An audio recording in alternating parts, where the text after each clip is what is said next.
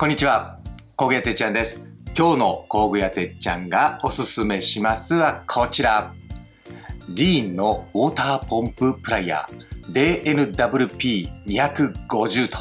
いう商品です。はい。これね、よく見てください。ここ見えますか？メイドインジャーマニーということでですね、ドイツのプライヤーメーカーさんに作っていただいておりますウォーターポンププライヤーです。今日はですね、こちらの商品の特徴をいつものように3つのポイントでご紹介しますね。まず1つ目です。はい。なんといってもですね、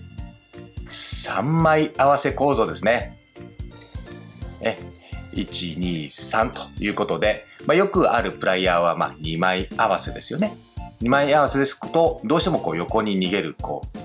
力が発生しますが、3枚合わせということで、しっかりね、掴む方に力を集中できるということで、しっかり掴めるということなんですね。はい。そしてポイント2つ目、見てください。ここ先端がちょっと薄くなってますね。はい。これはディーン独自の、構造なんですけれども、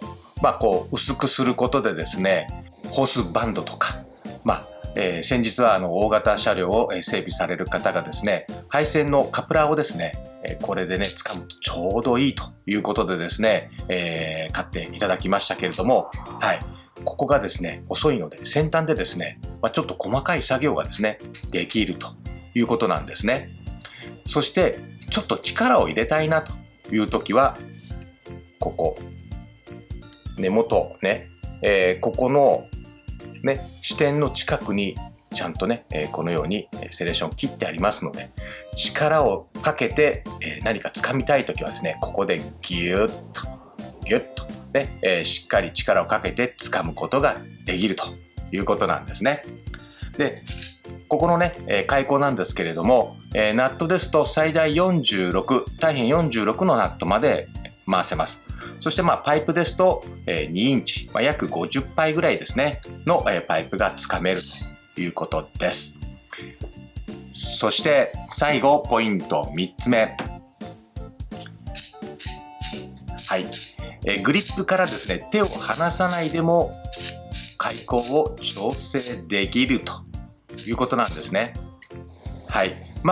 よくあるのはここにボタンがあって、ボタンを押して開くタイプあります。あれはあれでいいんですけれども、右利きの人はそんなに気にならないかと思うんですが、左利きの方はですね、非常にやりにくいんですよね。ボタン、左手で押して開くということで、非常にやりにくいんですけれども、ボタンがないですから、グリップを離さないで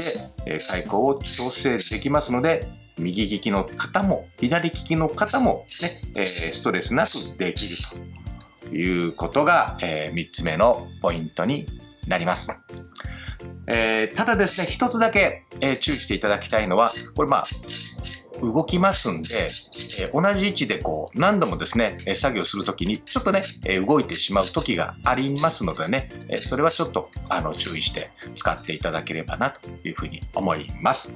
で、こちらの商品ですね、今非常に納期がかかっております。ですから気になる方はお店で見つけたらね、早めに、ゲットされることをお勧めします。はい、こちらの商品はファクトリーギア各店と通信販売で購入できますのでね、よかったらぜひ使ってみてください。ということで今日の工芸てっちゃんがおすすめしますはディーンのウォーターポンププライヤーでした。